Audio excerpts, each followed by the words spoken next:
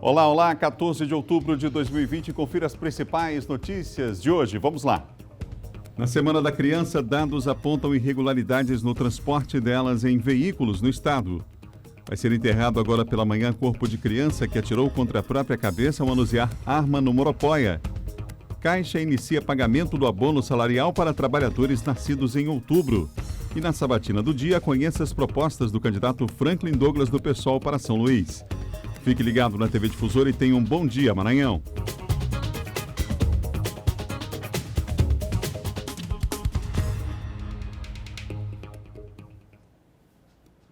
Um ótimo dia para você ligado com a gente nessa manhã de quarta-feira. Vamos juntos aqui com muita informação até às 8 horas da manhã, quando chega o primeiro impacto. Estamos juntos mais uma vez, unindo todo o Maranhão através da informação. Obrigado pelo carinho da audiência, você na capital, você no interior do estado, os amigos que nos acompanham também pelas plataformas digitais, o nosso muito obrigado, viu? Estamos juntos aqui com toda a nossa equipe que chegou desde cedo para fazer esse que é o mais tradicional telejornal do estado do Maranhão. São 7 horas e mais 1 minuto, 7 horas e 1 minuto. Olha, vai ser enterrado agora pela manhã o corpo de uma criança que atirou contra a própria cabeça ao manusear uma arma no Moropoia, um crime realmente, um incidente, né, que causou perplexidade aí de muita gente, muito triste, né? Claro, uma situação como essa. E o Eduardo Ericeira tem mais informações para nós, está comigo ao vivo aqui no Bom Dia. Que coisa lamentável, hein, Eduardo? Bom dia. Pois é, Adalberto, lamentável mesmo. A gente começa aqui o jornal com essa triste notícia que aconteceu aqui na região metropolitana de São Luís, mais precisamente no município de São José de Ribamar, como você disse. Esse menino de 12 anos que acabou sendo vítima de arma de fogo, a polícia segue investigando o caso. Esse caso que aconteceu nesta terça-feira, ontem, por volta de 12h30, logo que o disparo foi ouvido, uma ambulância do SAMU foi acionada aí por populares do Serviço de Atendimento Móvel de Urgência, mas quando chegou na casa, infelizmente o menino já estava sem vida, o garoto de apenas 12 anos de idade, uma criança. Esse caso aconteceu no bairro Moropoia, no município de São José de Ribamar, como eu disse, na região aqui da Grande Ilha. Além da ambulância do SAMU, policiais militares também foram até o local. A criança, esse menino, ele foi encontrado no corredor, caído, no corredor da própria casa, e segundo o delegado que investiga o caso, o delegado Paulo de Tasso, que foi até o local e conversou com a nossa equipe de reportagem, ele disse que vai dar aí prosseguimento às investigações e inclusive disse que os pais do menino vão prestar depoimento, na verdade já devem ter prestado depoimento, a gente deve trazer atualizações ainda nesta quarta-feira, um dia após esse crime lamentável, esse caso lamentável, na verdade, que está sendo investigado pela polícia. Os pais devem prestar depoimento, na verdade já devem ter prestado depoimento na própria delegacia do município de São José de Ribamar, e mais atualizações a respeito deste caso a gente traz ainda certamente na programação aqui da Difusora. A gente volta com você desejando uma ótima quarta-feira a todos, Adalberto Melo. Lamentável, realmente, nossos sentimentos aí a toda a família, né? São 7 horas e mais 3 minutos, 7h03. Olha, na Semana da Criança, um levantamento foi feito em relação às ocorrências registradas esse ano de crianças transportadas em veículos de forma irregular. A gente vai ver agora na reportagem esse dado e outros relacionados ao transporte de crianças. A reportagem é do Ciro Mineiro. Os dados são do Departamento Estadual de Trânsito do Maranhão. Em todo o ano passado, 461 motoristas foram flagrados transportando crianças sem observância das normas de segurança estabelecidas. Em 2020, até agora, 320 condutores foram autuados por cometerem a infração. A Butransporte, a legislação determina que essas crianças sejam transportadas de forma segura. Então, nós temos um artigo no Código de Trânsito Brasileiro e temos uma resolução do CONTRAN, que data de 2008, que prevê a utilização do bebê conforto, das cadeirinhas e do assento de elevação para crianças até 7 anos. Com o detalhe é que a própria legislação também já prevê que crianças só podem ser transportadas no banco dianteiro dos veículos a partir de 10 anos de idade. Os acidentes matam diariamente 12 crianças e hospitalizam 335 em média no Brasil, segundo a ONG Criança Segura. Até os 7 anos e meio de vida, a criança deve ser transportada por um equipamento de retenção adequado. Bebê conforto, cadeirinha ou assento de elevação. Menores de 10 anos devem andar no banco traseiro do veículo, sempre com o cinto de segurança. De acordo com o Detran no Maranhão, só no ano de 2019, 1.300 ações educativas foram realizadas principalmente nas escolas da região metropolitana de São Luís. Orientando os filhos sobre como se comportarem no trânsito, essas informações acabam chegando ao conhecimento dos pais. A educação para o trânsito ela tem um viés muito forte em cima da criança e do adolescente. O fato é que os filhos aprendem conforme as ações dos pais. Por isso, segundo esse especialista, a importância da educação pelo exemplo, inclusive no trânsito. É bem verdade que os filhos não aprendem tão somente pelas palavras dos pais, mas também pelas ações dos pais. Daí a importância da educação pelo exemplo.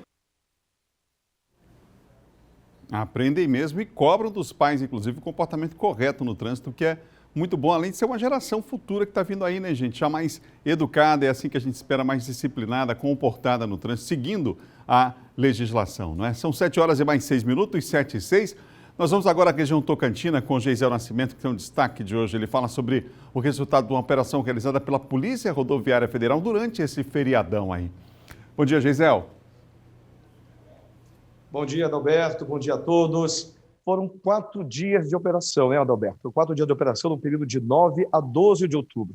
A Polícia Rodoviária Federal fez esta ação justamente para coibir acidentes, fiscalizar veículos e condutores que insistem em conduzir os seus veículos com bebida alcoólica, misturar a bebida alcoólica. E isso aí é impossível, não dá para aceitar, né? A Polícia Rodoviária Federal se posicionou em pontos estratégicos e os números da Operação Nossa Senhora Aparecida 2020 foram estes: 20 acidentes, 15 pessoas feridas e 2 óbitos, 17 pessoas detidas, sendo que 5 foram condutores embriagados, melhor dizendo. E os municípios que ocorreram as 5 prisões por embriaguez: um em Imperatriz, um em Açailândia, um em Porto Franco, um em Santo Inês e um na capital São Luís. 12 veículos roubados foram recuperados, 2 armas de fogo e 10 munições foram apreendidas. Não houve uma comparação no mesmo período em relação ao ano passado, devido a um feriado que foi bem diferente. Dados levantados pela Polícia Rodoviária Federal. E, Adalberto, um outro assunto que tem sido muito comentado nos últimos dias, e o Bandeira 2, aqui de Imperatriz, o comando do apresentador Paulo Negrão, tem registrado isso com muita frequência, justamente sobre violência às mulheres. Logo no início da semana, um casal que se deslocou até um motel, estavam lá no motel, quando, de repente, outros casais que estavam nos outros quartos perceberam uma movimentação estranha. E quando a mulher gritou, dizendo que estava com uma arma na cabeça, a polícia foi chamada até o local. E foi uma grande confusão. Ele foi enquadrado na Lei Maria da Penha. Outro caso, mais ou menos parecido, foi num bairro da periferia aqui de Imperatriz, onde uma mulher estava sendo espancada dentro de um cemitério, onde os vizinhos acompanharam esse caso, ligaram para a polícia. Ao chegar na delegacia, ele foi ouvido, vai ser enquadrado também na Lei Maria da Penha. E a esposa disse o seguinte para o repórter Paulo Negrão: há 2 anos eu convivo com ele, eu amo ele e quero continuar com ele. De acordo com os dados do Centro de Referência de Assistência à Mulher, CRAM, este ano foram registrados, Adalberto, 322 denúncias pelo órgão. Destas, 256 são novos casos. 57 restantes são casos reincidentes, são mulheres que sofreram violência novamente e procuram um órgão.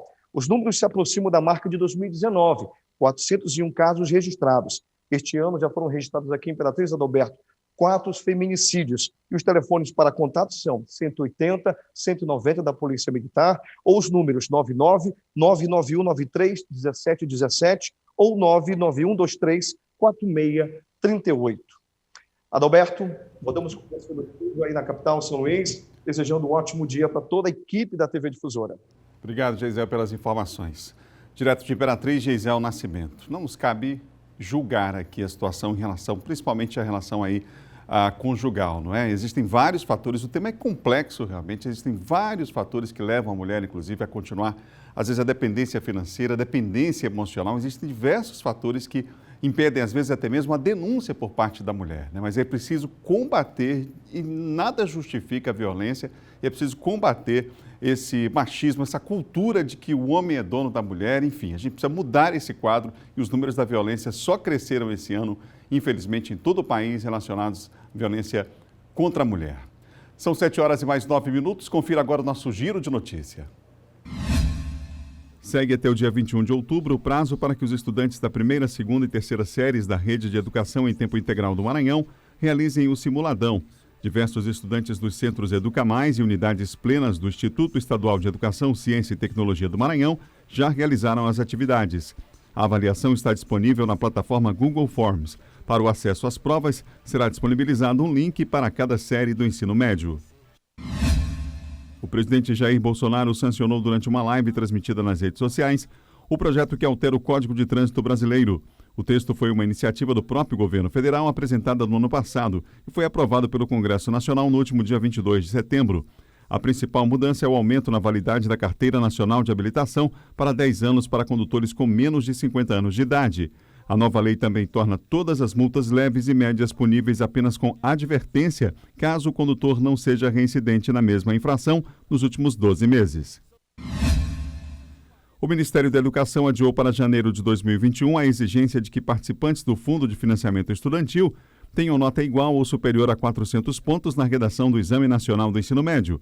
A exigência deveria entrar em vigor já este ano.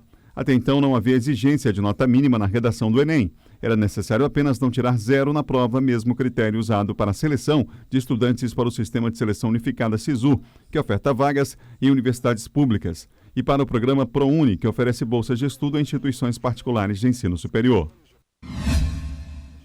A Caixa inicia hoje o pagamento do abono salarial calendário 2020-2021 para os trabalhadores nascidos em outubro que ainda não receberam por meio de crédito em conta. Os valores podem ser sacados com o cartão do cidadão e senha nos terminais de autoatendimento, unidades lotéricas e nos correspondentes Caixa Aqui, bem como nas agências. Mais de 731 mil trabalhadores nascidos em outubro têm direito ao saque do benefício, totalizando 565 milhões em recursos disponibilizados. São 7 horas e mais 11 minutos, 7h11. Você ainda não faz parte da comunidade Yetgo? Não perca mais tempo e nem as vantagens que a Yetgo oferece para os seus motoristas e usuários, hein? Para o motorista, 100% do valor das corridas e premiações por meta. Para o usuário, mais economia, conforto, agilidade e sem tarifa dinâmica. A Yetgo também conta com toda a segurança para mulheres que se cadastrarem para serem motoristas. E você que é taxista, não fique parado no ponto. Você também pode se cadastrar e ser um motorista Yetgo. Mais uma forma de aumentar aí a sua renda, não é? Serviço de qualidade, preço justo é na Yetgo. Baixe o aplicativo nas plataformas Play Store ou App Store e venha fazer parte da comunidade Yetgo. Seja qual for o seu destino, vá de Yetgo. São 7 horas e mais 12 minutos, 7h12. Agora vamos falar de eleições 2020. Bom, antes das eleições, a gente vai agora à região leste do Maranhão com a Raquel Souza, que tem um destaque para a gente lá de Caxias. Ela está com a gente aqui, participa do Bom Dia. Olá, Raquel, bom dia para você. Bom dia para você, bom dia a todos. É o seguinte, a Polícia Rodoviária Federal de Caxias divulgou ontem à tarde o resultado da Operação Nossa Senhora Aparecida, que teve início aí em todo o Brasil na sexta-feira passada e encerrou na madrugada de ontem. Durante a operação no município, a PRF reforçou a fiscalização para evitar acidentes e infrações de trânsito.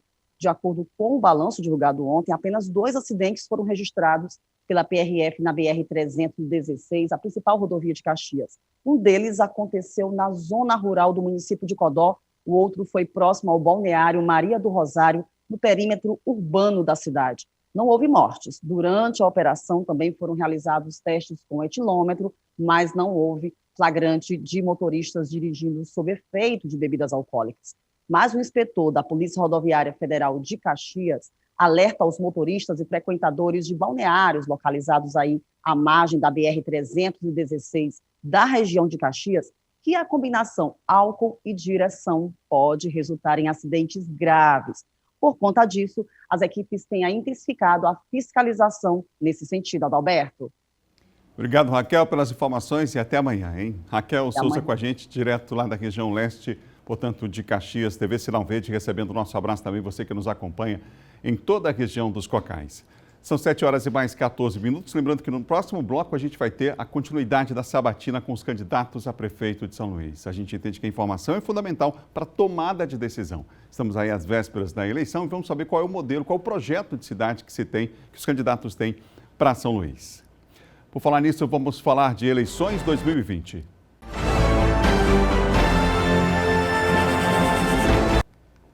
Vamos ver agora como foi a sabatina de ontem em Imperatriz, o candidato Manuel Garimpeiro.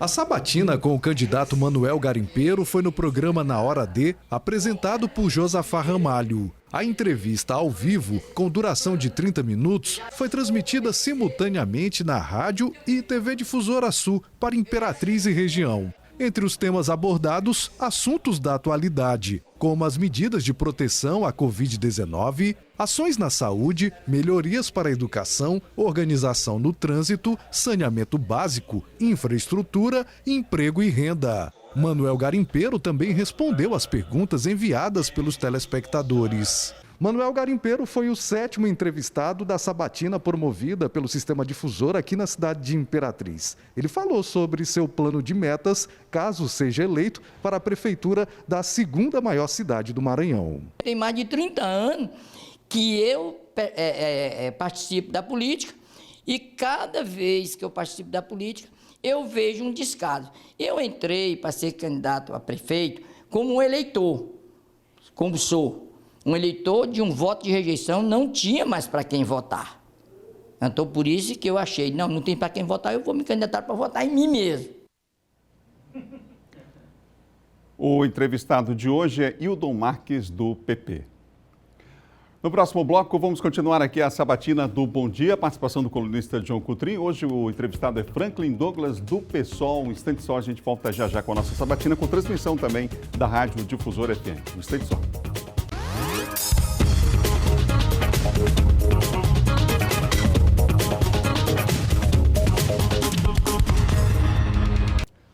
Olá, estamos de volta aqui na TV Difusora com o Bom Dia Maranhão e agora em cadeia com a Rádio Difusora FM também para a sabatina do dia. Chegamos hoje ao 3º dia das sabatinas com os candidatos a prefeito de São Luís.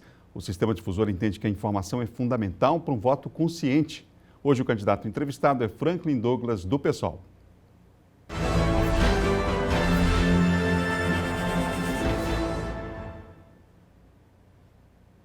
Franklin tem 47 anos, é formado em Direito e Comunicação, além de ser mestre e doutor em Políticas Públicas pela Universidade Federal do Maranhão. Essa é a primeira vez que irá disputar as eleições para a Prefeitura Municipal da capital maranhense. A partir de agora o reloginho começa a contar e a gente então começa essa sabatina com o candidato. Candidato, bom dia, prazer tê-lo aqui.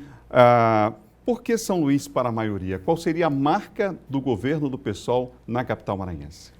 Bom dia, Adalberto, John, os amigos e amigas que nos acompanham aqui no Bom Dia Maranhão na TV Difusora nesta sabatina. Este é o nosso programa. Baixe ele nas redes sociais, Oi Franklin no Twitter, Oi Franklin no Instagram, no Facebook, e você poderá exatamente ter com mais propriedade a resposta à pergunta da Adalberto. São Luís para uma maioria. Até hoje, em 130 anos de prefeitura, de Sousândar, o primeiro prefeito, a Edivaldo Holanda, o último, nunca tivemos um negro na Prefeitura de São Luís e somos 76% da população. Apenas 3 mulheres, mais de 50 prefeitos, somente 3 mulheres. E as companheiras mulheres são 52% da nossa população. São Luís para a maioria significa isso. Nós precisamos inverter a lógica e que nossa cidade é governada para 1% mais rico. Nós queremos governar para os 99% que precisam das mais diversas políticas públicas. Esse programa, e teremos a oportunidade de debater, traz propostas na educação, na saúde, no transporte, na cultura, no turismo, no meio ambiente, no saneamento, no esporte, nas mulheres, no combate ao racismo, na LGBT, nas pessoas com deficiência, crianças, administração, assistência social, direito dos animais, limpeza urbana, comunicação democrática, segurança alimentar, feiras, habitação populares, feito por mais de 150 especialistas das políticas públicas e consultado na internet. Essa é uma forma diferente de construir uma proposta para São Luís. Por isso que os outros candidatos escondem os seus programas, inventam propagandas na televisão que não estão registradas no Tribunal de Justiça.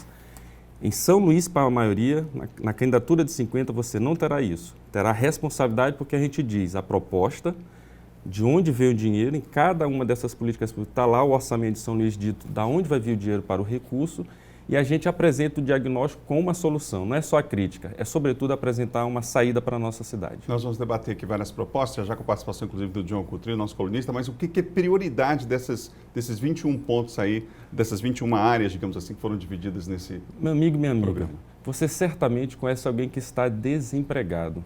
na família, entre os amigos. Certamente com essa pandemia, com toda essa crise econômica que o governo federal instalou no nosso país, com a emenda constitucional que diminuiu, a emenda 95, que diminuiu, que botou um teto nos gastos, diminuiu os recursos para as políticas sociais, você certamente conhece muitas pessoas que estão aqui, nas filas da Caixa Econômica, dependendo do auxílio emergencial. John, são 121 mil pessoas desempregadas que recorrem ao auxílio emergencial. Por isso nós enfatizamos tanto essa defesa, embora não seja atribuição da Prefeitura. A atribuição da Prefeitura, no que couber, nós faremos, Adalberto, uma política de geração de emprego. Eu sou o único candidato, você pode checar lá no Tribunal Eleitoral, nos programas, que apresentou uma proposta para os primeiros 100 dias. Você, ao votar nos 50, sabe o que nós vamos fazer nos primeiros 100 dias. E o carro-chefe da administração é Programa 50 mil empregos. Nós vamos criar a Secretaria Municipal do Trabalho.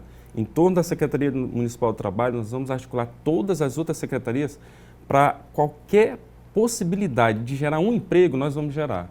Qualquer possibilidade de dar condições de ter um trabalho, nós vamos gerar. Por exemplo, no meio ambiente, nós vamos fazer 4 estações de tratamento de esgoto. Tem 187 milhões de reais no orçamento para isso. Uma estação custa em torno de 20 milhões, acho 4 até pouco, mas por responsabilidade, por não ter demagogia, por metas viáveis, eu estou propondo uma por ano.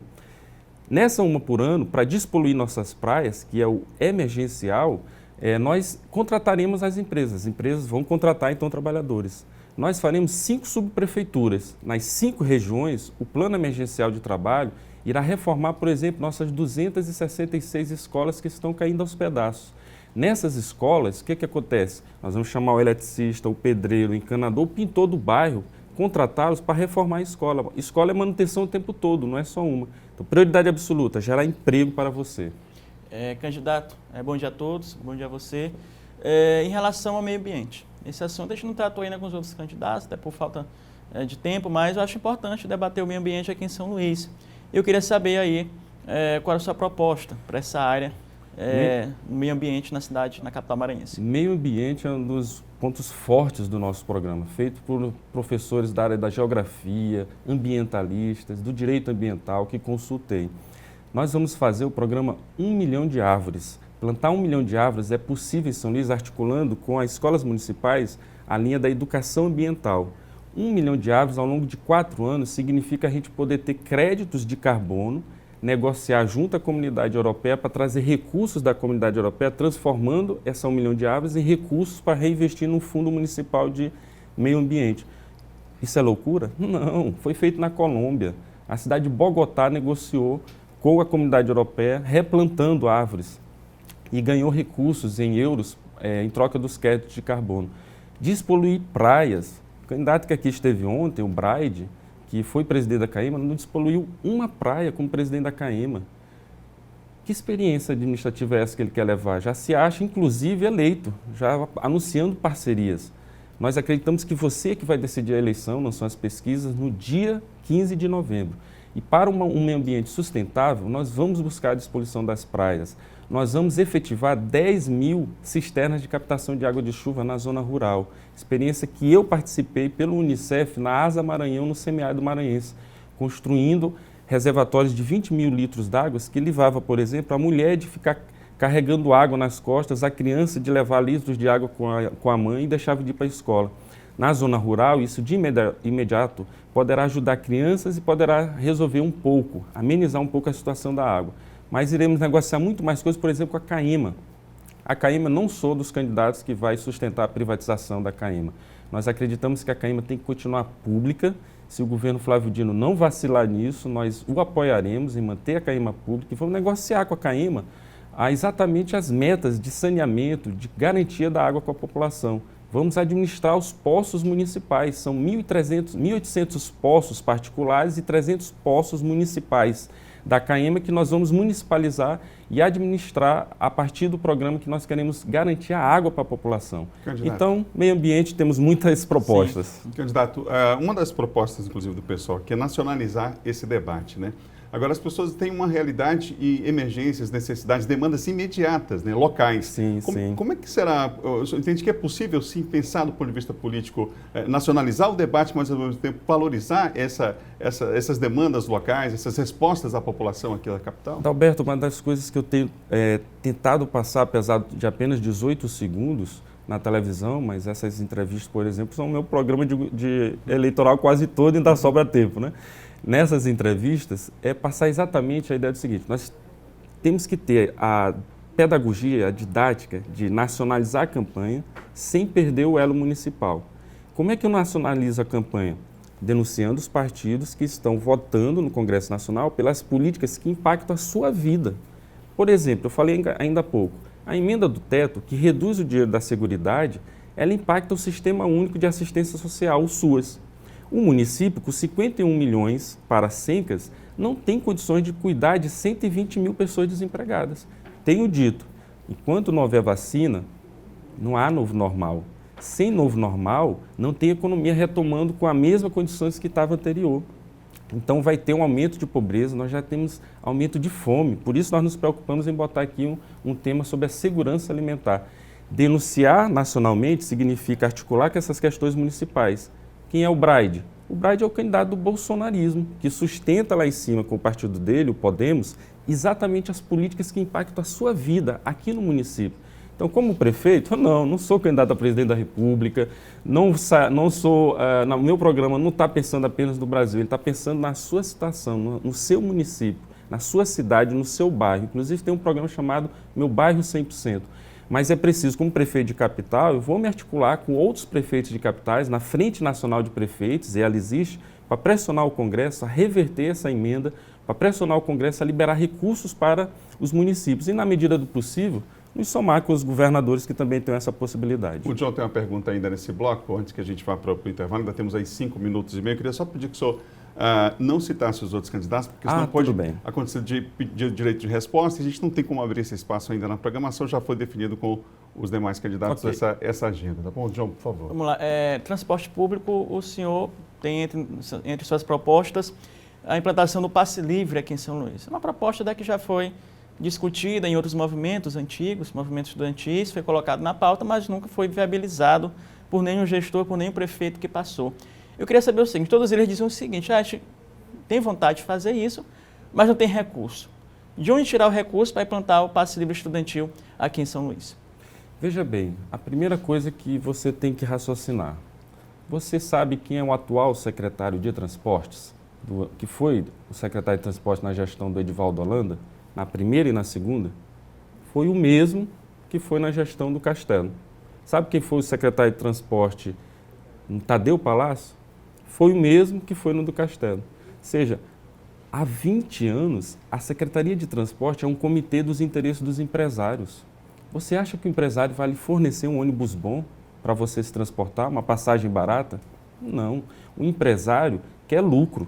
Então, a primeira coisa que nós vamos fazer, John, é abrir a caixa preta, botar em pratos limpos o orçamento que está na Secretaria. A planilha de transportes, da planilha dos custos de transportes, ninguém sabe de como que ela se compõe, quais são os gastos, de onde vêm os recursos, porque a Prefeitura não torna público e isso não está no portal da transparência. Segunda coisa, tem que mudar o sistema.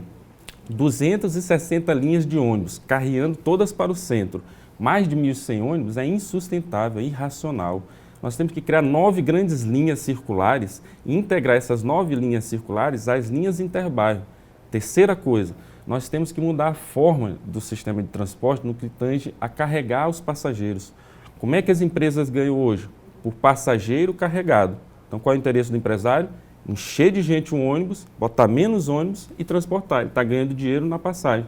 Nós estamos propondo modificar esse sistema para quilômetro rodado. Como é o quilômetro rodado? Nós alugamos os ônibus das empresas e as empresas têm que cumprir o quilômetro que se destina a transportar do bairro a outro ponto o passageiro. Com isso, a empresa não vai estar preocupada em encher o ônibus, ela vai estar preocupada em rodar, porque quanto mais ela rodar, mais ela ganha. Então, nós vamos planejar, mudando essa sistemática, com certeza, dos 23 milhões que tem na Secretaria de Transporte para investimento em trânsito, teremos condições de implantar o passe livre. O passe livre vai ser aos poucos. Um dos técnicos que me auxiliou na elaboração desse programa foi o secretário de Transporte da Luiz Erundina, em 92. Ele fez algo mais ousado. Por poucos votos não aprovou na Câmara Municipal de São Luís. Por isso que eu peço seu voto também para os vereadores do PSOL. Era tarifa zero.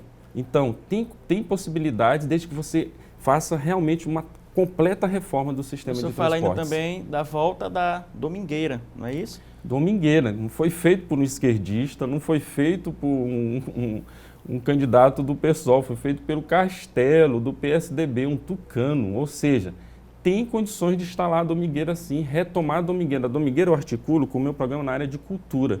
Nós temos que ter um circuito de cultura nos bairros o ano todo, culminando com o aniversário da cidade, com a virada, não posso citar o outro candidato que copiou minha ideia, né? Mas tem candidato que copiou já minha ideia. Uma virada cultural no aniversário da São Luís. E todo final de semana um ônibus disponibilizado gratuitamente. Tem uma pesquisa que o Lúcio Gregori apresentou no seminário que fizemos sobre transporte, que ele diz o seguinte: 40% das pessoas não saem dia de domingo porque não tem dinheiro para transporte.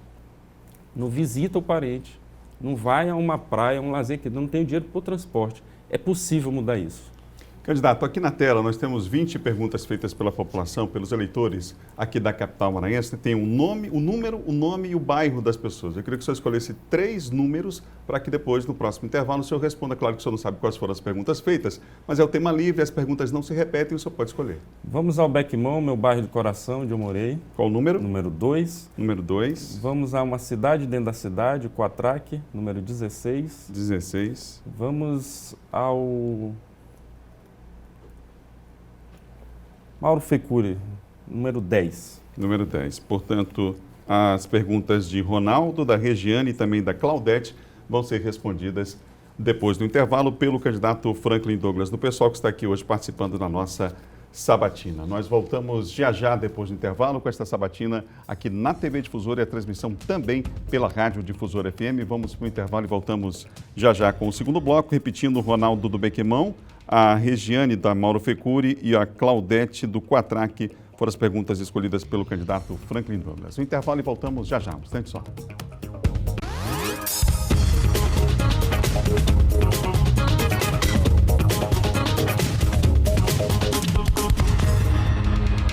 Estamos de volta com a sabatina com os candidatos à Prefeitura da capital, aqui no estúdio da TV Difusora, com transmissão também da Difusora FM para todo o estado.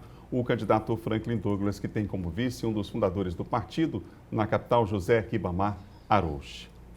Candidato, nós vamos abrir esse bloco, conforme combinado já em reunião anterior, com as perguntas dos eleitores aqui da capital. Começando com a pergunta do Ronaldo, que mora no bairro do Bequimão. Vamos à pergunta.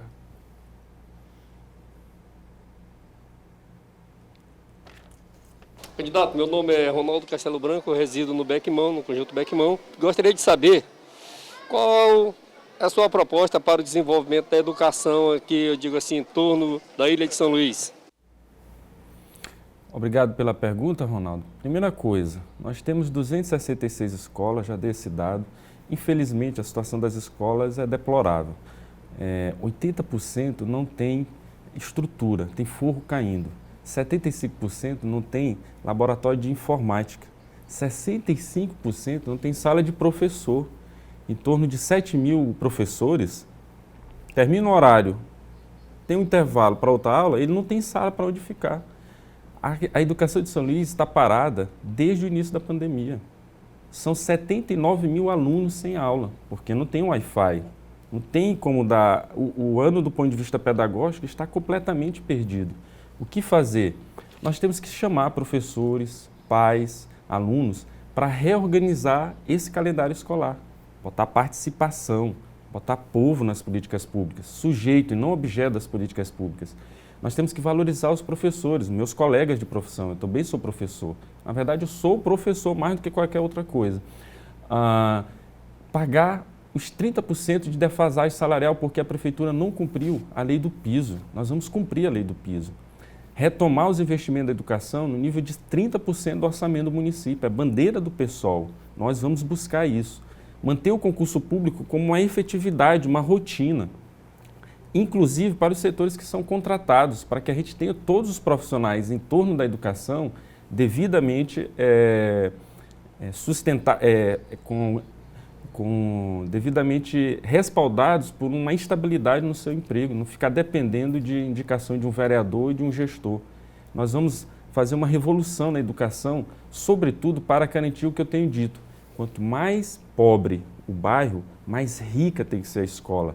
Rica com equipamentos, rica de professores, rica de condições para que o seu filho, que esteja na escola municipal, pública, tenha o mesmo nível de qualidade do que os estudantes das escolas privadas. Agora a pergunta é da Regiane, que mora na Mauro Fecuri. Vamos à pergunta então da eleitora. Meu nome é Regiane, eu moro na Mauro Fecuri 1 e eu gostaria de saber o que os prefeitos, se ganhasse, ia fazer sobre o saneamento básico da Mauro Fecuri 1, porque na minha rua é péssima. Na sua rua, em toda a cidade. O saneamento básico, ele consegue, eu tenho dito, nós vamos administrar para 99%. São Luís, para a maioria, é o nome do nosso programa. Mas o saneamento, a falta de tratamento de esgoto une 1% rico aos 99% que não são ricos na cidade. Então, a mesma praia poluída que o morador do Mauro Fecuri 1 vai frequentar é a mesma praia, Ponta da Areia, que o morador da Península também frequenta poluída. Então, primeira coisa, nós vamos despoluir nossas praias. Segunda coisa, nós não vamos privatizar o sistema de tratamento de água e esgoto em São Luís. No que depender da Prefeitura do PSOL, nós vamos resistir ao marco regulatório. Assumimos esse compromisso no debate dos sindicatos urbanitários. Como fazer isso? Investimento, transparência, licitações públicas, metas efetivas. Não vamos fazer de São Luís o que aconteceu em Ribamar em Passo. Procure alguém lá da BRK Ambiental, que seja atendido pela BRK Ambiental. Não tem água. Esgoto a céu aberto. É privatizado. Paris privatizou e voltou, porque não deu certo a privatização do saneamento e da água. Nós não vamos repetir essa situação errada. Nós vamos garantir, de fato, que o Conselho Municipal funcione, que tenha um plano municipal de saneamento, que o fundo seja criado com recursos para ser efetivamente administrado de forma transparente e instituir metas para que a gente possa aumentar significativamente o tratamento de esgoto da nossa cidade. Sobre saneamento, o John tem uma pergunta, Em relação à CAEMA, que é sempre um assunto muito debatido, Frank, todo mundo sempre fala da CAEMA, né, que precisa melhorar. É claro que é uma concessão do município, contribuições também do Estado do Maranhão. Queria saber qual será o comportamento da Prefeitura em relação à CAEMA. Sabemos que a concessão é do município e como, né, haver esse relacionamento mais saudável hoje. Muita gente reclama, mas a Prefeitura asfalta num dia, a CAEMA quebra no outro. Parece que não há uma sintonia. Qual será a postura se o senhor for prefeito? Não pode citar os nomes, não, mas tem candidato que passou por aqui e falou besteira sobre isso. Por exemplo, existe um contrato até 2026. Nós não podemos quebrar um contrato da Prefeitura com a CAEMA. Seria contrário, inclusive, ao que os próprios candidatos que se inspiram na teoria mais liberal já tem que cumprir todos os contratos. Então, nós vamos cumprir o contrato com a CAEMA, mas vamos constituir uma comissão paritária, Governo do Estado e Prefeitura, para exatamente pelo Conselho Municipal, e eu incorporei todas as propostas dos sindicatos urbanitários e da Associação dos Arquitetos do Brasil, Seção Maranhão, no que tange a área do saneamento. Nós vamos pegar a CAEMA, de fato, defender que ela continue pública, não seremos um prefeito que vai pressionar pela privatização da CAEMA, não é esse o rumo. Constituir uma comissão paritária que o município possa acompanhar as obras e acompanhar exatamente para evitar isso, de quebra, passa asfalto, vem a CAEMA, fura, etc. Botar povo nisso, gente. Criar comissões populares para exatamente acompanhar a execução das obras e evitar esse tipo de confusão administrativa. Tem a terceira pergunta e última escolhida pelo candidato. A Claudete do Quatrac é quem vai perguntar agora. A gente vai ouvir então qual é a pergunta e de saber qual a área que ela tem dúvida em relação a que ela gostaria de perguntar aqui ao candidato do dia. Vamos ver? Meu nome é Claudete, moro no Quatrac 2.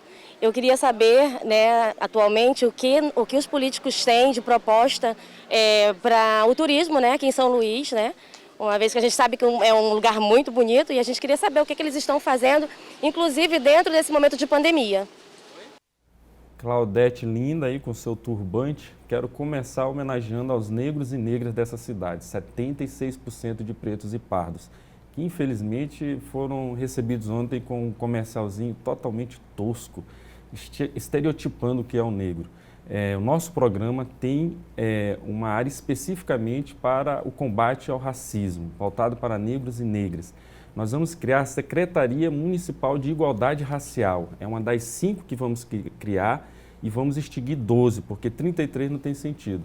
Então, Claudete, como negra, como negro, como meu vice é negro, 100% negra a nossa chapa, nós iremos ter atenção para isso. E no turismo também é uma área que eu estudei bastante com os técnicos que convidei para o nosso seminário.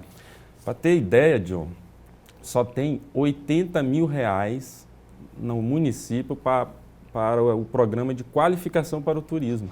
Eu fiz uma reunião com os motoristas de aplicativos, trabalhadores de aplicativos, e um dos motoristas me disse assim: Franklin, uma vez eu vim no aeroporto atender um Uber, atender uma chamada de aplicativo, e eu peguei uma família de chineses, e eu não tinha nem o inglês instrumental.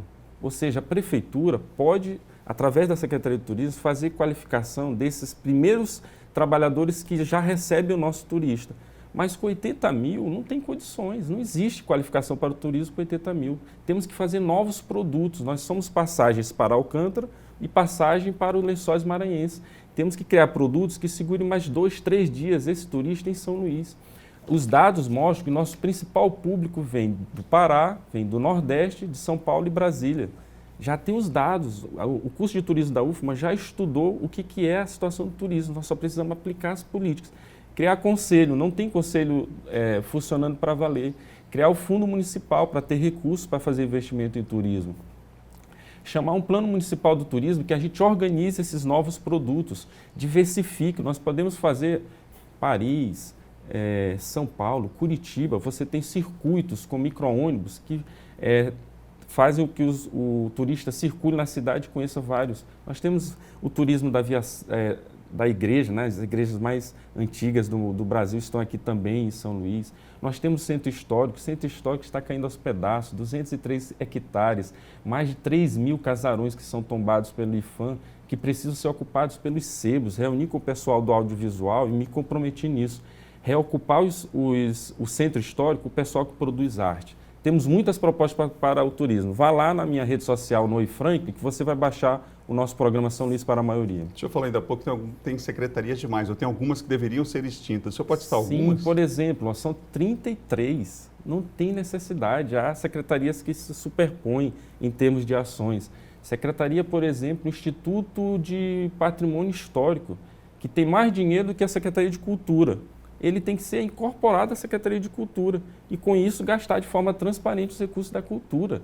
Tem artista até hoje que está em débito, que a Prefeitura não pagou. É compromisso nosso pagar todos os débitos. Nós vamos apoiar a Via Sacra, a Festa Junina, os blocos carnavalescos no pós-pandemia, quando nós estivermos, de fato, com a seguridade, as condições sanitárias seguras, para trazer o movimento de cultura para revisar o plano. O plano já tem mais de 4 anos, nunca saiu do papel.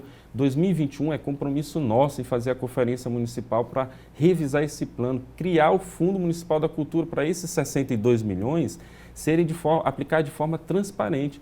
Não com esse edital que privilegia uma ou outra religião, que tira as religiões de matrizes africanas. Editais têm que ser públicos para todos poderem acessar os recursos do turismo, da cultura. Candidato, é importante falar sobre outros temas que vêm sendo abordados em outras capitais. Eu acho que São Luís também deve retomar esse debate, por exemplo, de cidade sustentável e principalmente cidade inteligente, né? Dar um novo ar de modernidade à cidade de São Luís. A gente fala de temas tão básicos, mas a gente deve também pensar para o futuro. Eu queria saber o seguinte: como o senhor pensa uma São Luís na sua gestão em termos de modernidade, cidade sustentável e cidade inteligente? O eixo é conectar problemas, mas também conectar soluções. Essa é a principal via pela qual a gente pode estar coordenando todas as políticas do município em torno de uma cidade inteligente.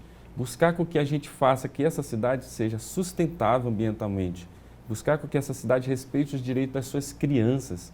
Olha, eu como professor de Direito também tive a oportunidade de ministrar Direito da Criança e Adolescente e pesquisei com meus alunos. Os conselhos tutelares, que são 10 em São Luís, O principal problema que eles são demandados é vaga na escola próximo da onde a criança mora. Por isso o passe escolar é importante.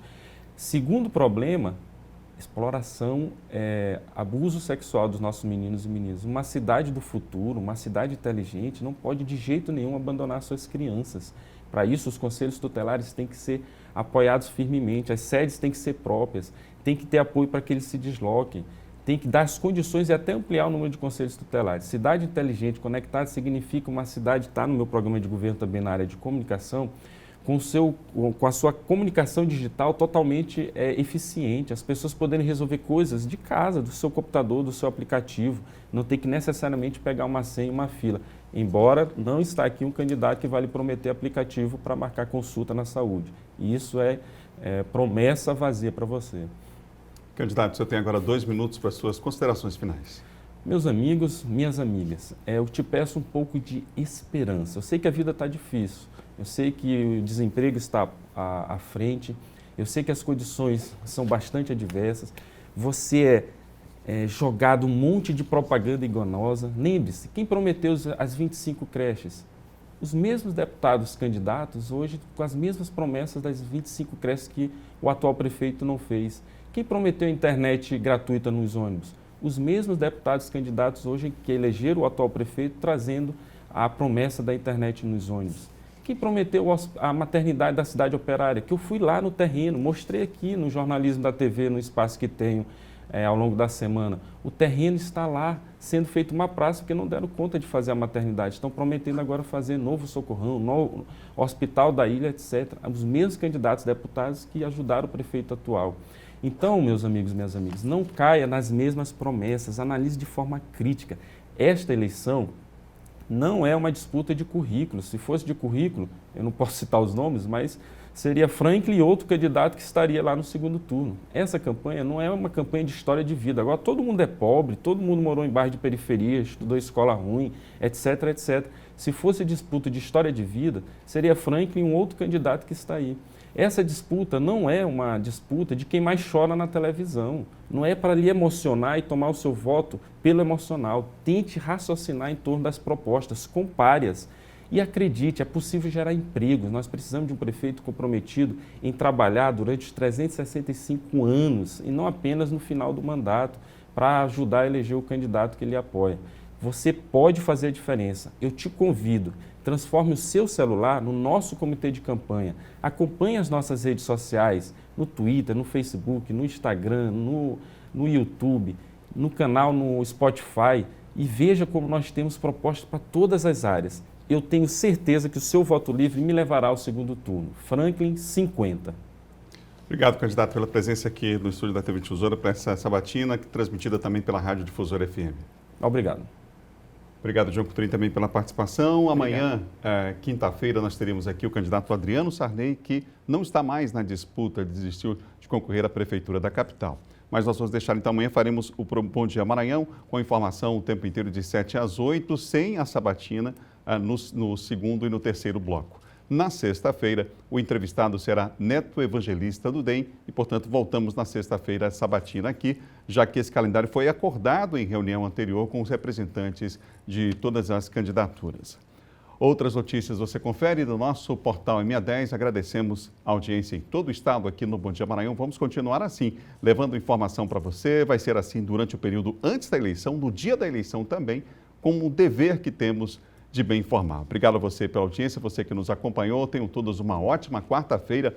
Amanhã nos encontramos novamente às 7 horas da manhã, depois do Bandeira 2, aqui na TV Difusora. Um ótimo dia a todos, nos encontramos amanhã. Lembrando, então, sabatina de volta na sexta-feira e ao longo de toda a próxima semana teremos também aqui os candidatos apresentando as suas propostas. Até amanhã.